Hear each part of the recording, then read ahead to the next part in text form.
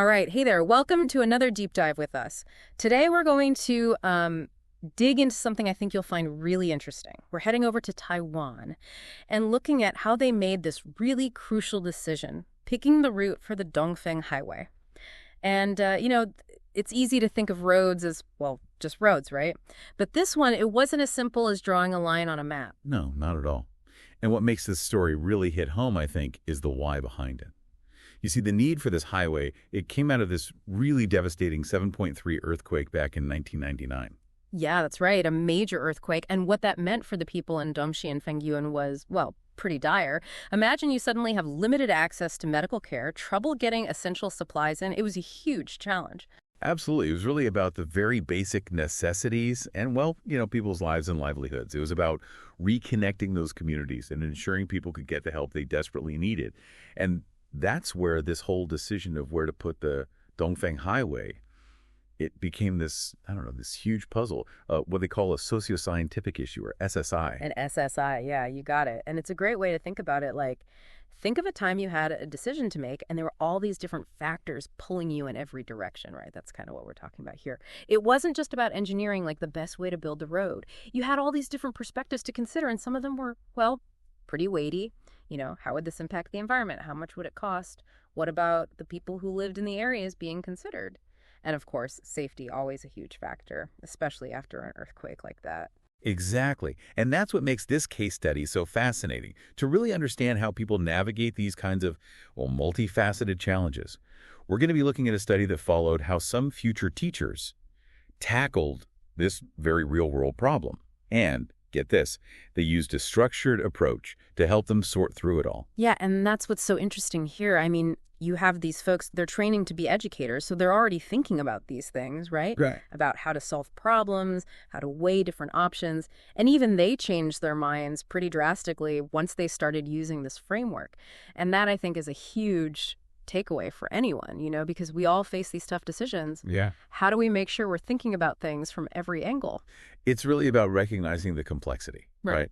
And that's something that I think in today's world becomes more and more important. Okay, so rewind a bit. The need for the Dongfeng Highway is clear. People need this road. But it wasn't like they had a single obvious path laid out for them.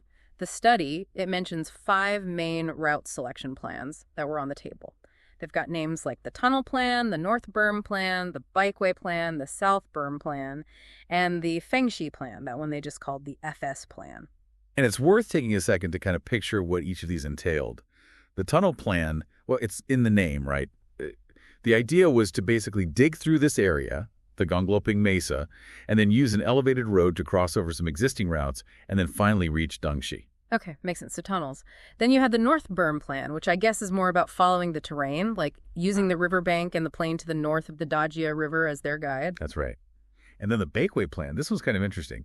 Imagine you have this scenic bike trail, something people use for leisure. Yeah. The Bikeway Plan was basically to rebuild and repurpose that, turning it into this, this vital artery for transportation. Right, like turning a leisurely path into a highway, kind of a big shift. And then there was the South Berm Plan, which I guess similar to the North Berm, just sticking to the other side of the river, right? The south bank of the Dajia River. Exactly.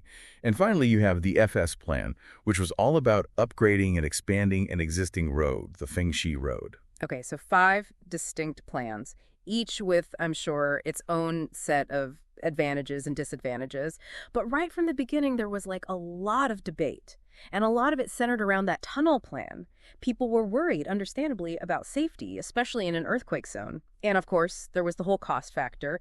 Digging tunnels, putting in all the necessary safety measures, it adds up. And people weren't just talking about it, they were taking action.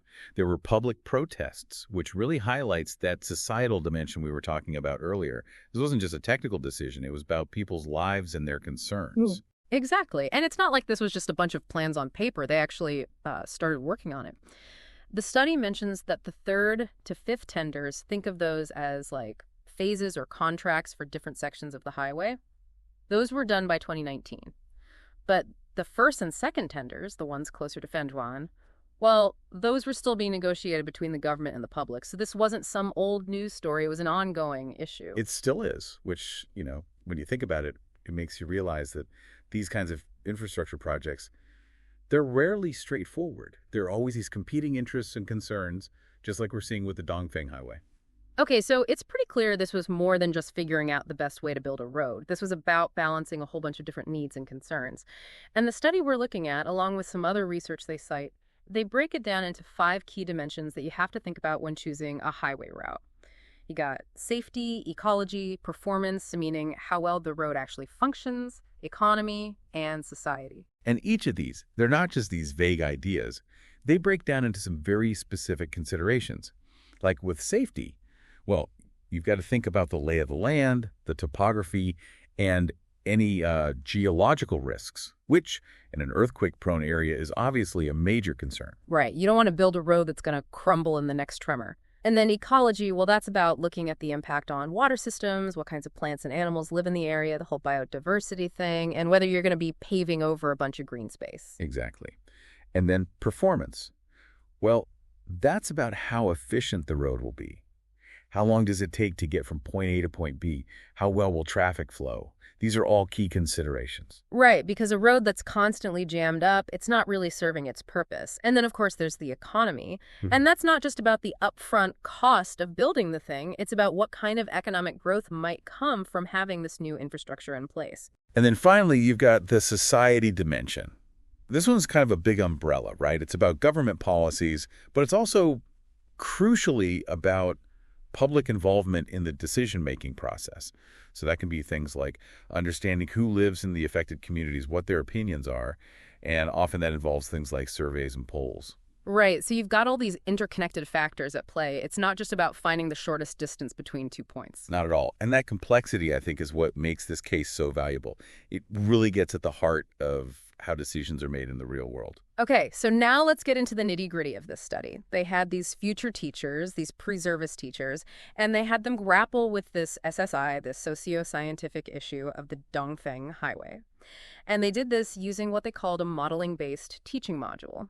And that involved some pretty cool tools. They had a decision factors table, which I'm guessing was basically a way to list and organize all those considerations we were just talking about, and a software called SageModeler. Yeah, SageModeler. It's like a visual mapping tool, right? Yeah. So you can start to see how all these different factors might be connected.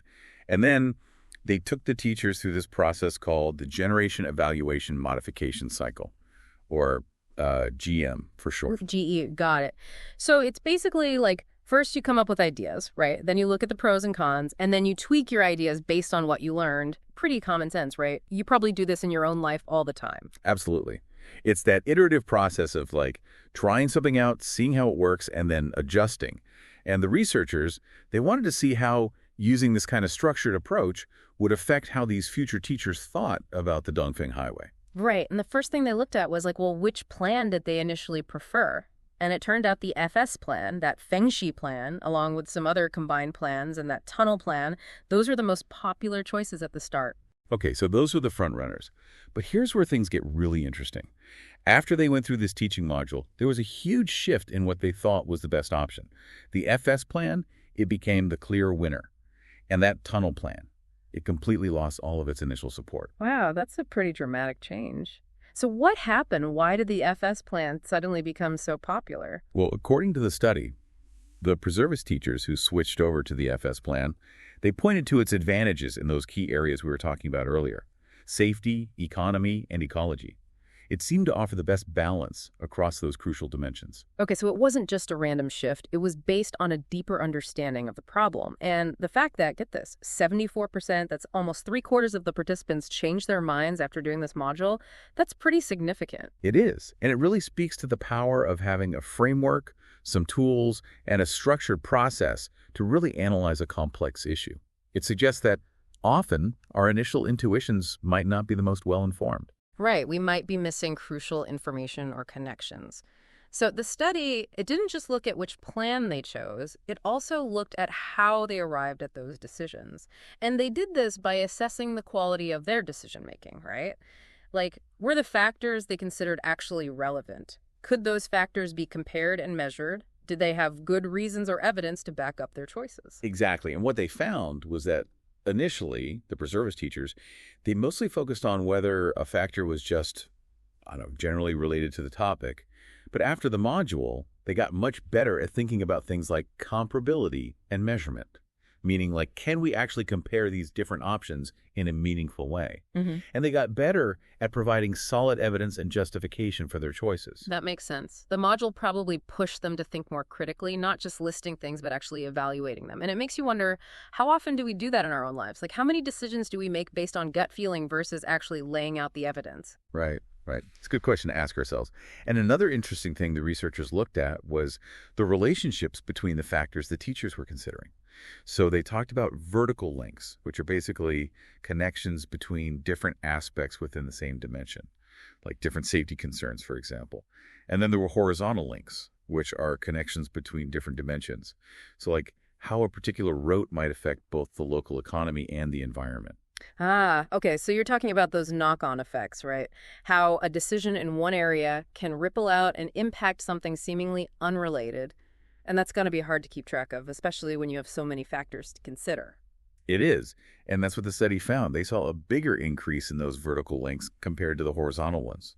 So while the participants got better at thinking about a wider range of factors within categories like safety or cost, it was still more challenging for them to see those connections across different categories. It's like they were getting better at zooming in on each piece of the puzzle, but still struggling to see the whole picture, right? Exactly. But there was this one example that the study highlighted, which I thought was really interesting. One of the preservice teachers, in their reasoning, they talked about how this one factor, geological stability, could actually impact multiple dimensions. So it obviously affects the safety of the road, but it also affects the overall cost of construction, which falls under that economy dimension. So they were starting to make those connections to see how things were intertwined. Yeah, and to really get a sense of how much of a difference this module made, the researchers did some statistical analysis. They found that there were significant improvements in how many factors the teachers considered, how well they understood the relationships between those factors, and their overall decision-making quality. And they said these were large effect sizes, which basically means that the changes were pretty substantial. Okay, so the data backs it up. The structured approach really did make a difference in how these future educators thought about this complex issue. So, big picture, what should we take away from all of this? Well, one of the things that really stood out to me was that even though people's opinions on the specific highway plan could change quite a bit, those core concerns, safety, economy, and ecology, those remain pretty consistent. Right. Like, no matter which route you choose, you still have to think about those fundamental things. Exactly. And I think that's a really valuable insight. It suggests that often the underlying reasons why we need to make a decision in the first place, those tend to be more stable than our initial preferences about how to go about it. That makes a lot of sense. And the study clearly shows that using this kind of structured, modeling-based approach with those tools and that step-by-step GM cycle, it really helped people to consider more factors, understand the relationships between them, and make better decisions. It did. But as we saw, that ability to see those connections between different dimensions, that's what they call systems thinking, that's something that still needs more development. Yeah. Especially when you're dealing with really complex issues like this highway route selection. Right. It's about moving beyond just looking at individual pieces and really understanding how everything fits together. So you, the listener, what's the takeaway here? What can you learn from this deep dive into a highway route selection in Taiwan? Well, on the surface, it might seem like a very specific case, but it really highlights something much bigger about decision-making. It shows that even something that seems purely technical, like where to build a road, it's actually this intricate web of scientific data, social needs, economic realities, and political considerations. Yeah, and what I found really eye-opening was how those initial gut-level preferences can change so much when you approach a problem in a more structured, multidimensional way. When you force yourself to see things from different angles, think about those connections. It's a good reminder that our first instinct isn't always the best guide. So here's a question for you to ponder.